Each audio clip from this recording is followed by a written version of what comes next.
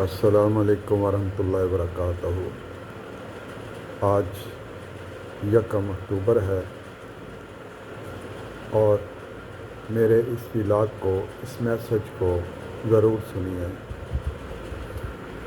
میں تمام مسلمانوں سے یہ گزارش، پاکستان کے مسلمانوں سے یہ گزارش کرتا ہوں کہ یہ ہاتھوں میں تسبیحیں لے کے آپ گھومتے پھرتے ہیں اور یہ شو کرتے ہیں کہ ہم اللہ سے دولت مانگ رہے ہیں، اللہ سے فلاں ہماری منت پوری ہو جائے، اس کی تسبیح کر رہے ہیں۔ اسلام کے اندر کوئی تسبیح نہیں ہے، یہ بدعت ہے۔ تسبیح آپ کے یہ انگلی ہیں کہ یہ پور ہیں، یہ جو دیکھو پوائنٹ بنے ہوئے ہیں، دونوں ہاتھوں کی انگلیاں کو ملایا جائے تو 30 بنتا ہے، اور 3 آگے ایک انگلی کو لگا کے 33 دفعہ صرف وہ تسبیح سورہ فاطمی کرنی چاہیے ہر نماز کے بعد، اور آیت الکرسی کا پڑھنا لازمی ہے۔ یہ شعبدے بازی جو ہے یہ کسی نے بتا دیا، آج کل یہ بڑے علماء دین بھی اور اسی پیری فقیری کے چکروں میں لگے ہوئے ہیں، اور عوام کو یہ کہتے ہیں کہ اتنے 1000 دفعہ پڑھ تو امیر ہو جائے گا، اتنے 1000 دفعہ پڑھ تجھے اٹلی کا ویزا مل جائے گا، تو اتنے 1000 مرتبہ پڑھ تو تیری فلانی جو منت ہے وہ پوری ہو جائے گی۔ ایسی بات نہیں ہے۔ رازق یقین کرو، اللہ رازق ہے۔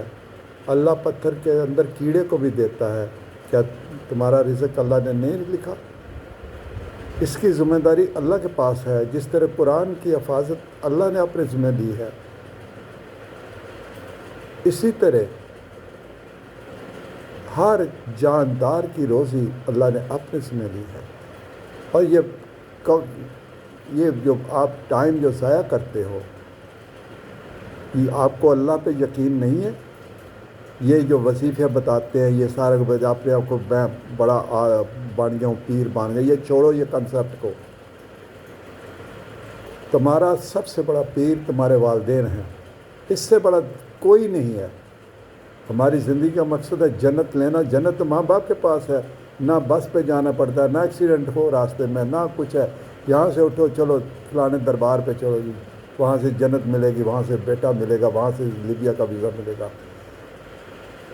تم نے کھانا کتنا کھانا ہے؟ 1 روٹی یا 1.5 روٹی کھانی ہے؟ اس سے زیادہ کیا ہے؟ نماز پڑھو، رکوع اور سجود میں جا کے دعائیں کرو۔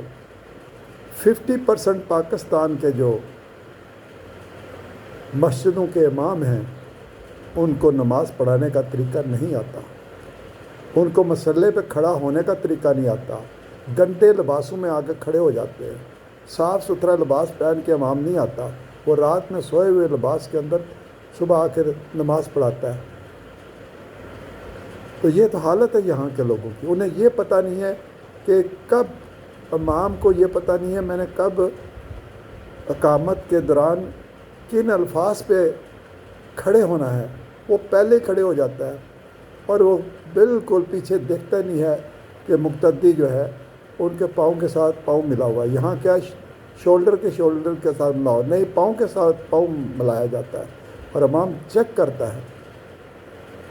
تو اللہ کے لیے، اللہ جب آپ کو بغیر گنے دیتا ہے تو آپ گن گن کے اللہ سے مانگتے ہو، آپ گن گن کے مانگتے ہو۔ آپ کو اعتماد نہیں ہے کہ اللہ میرا رازق ہے؟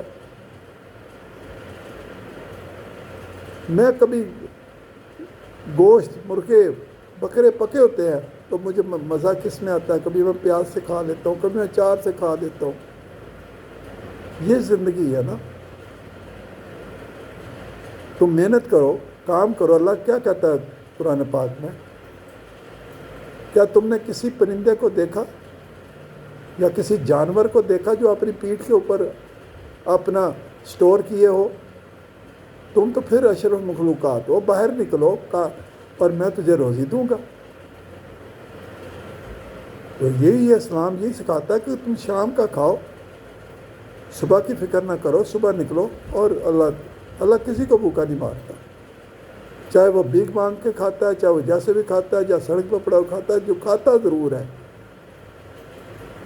تو زندگی اتنی ہے جتنی اللہ نے لکھی ہوئی ہے۔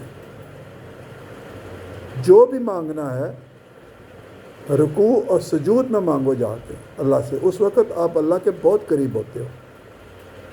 یہاں تو امام ایسے ہے، وہ ٹھونگے مارتا ہے، یا ٹھا ٹھا ٹھا ٹھا کر کے، وہ ٹائم ہی نہیں دیتا کہ بھئی دعا مانگے، خود مانگے۔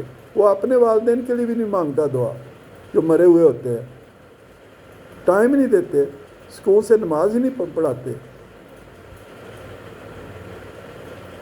تو یہ تسبیح جو دینا، حج کر کے آؤ، 7 تسبیح دیتے ہیں، یہ رہی تسبیح دو۔ اور تسبیح کس نے بنائی ہے؟ چائنا نے، غیر مسلموں نے چیزیں بنائی، ٹوپیاں غیر مسلموں نے بنائی، ٹھیک ہے، لیکن اللہ کی یاد بے حساب کرو، بغیر گن کے کرو، اور تجھے بغیر گن کے ہی دے گا۔ تو ان چکروں سے باز آؤ، قرآن پڑھو، ترجمے کے ساتھ پڑھو۔ اسی کے ساتھ جا چاہتا ہوں۔ اللہ حافظ۔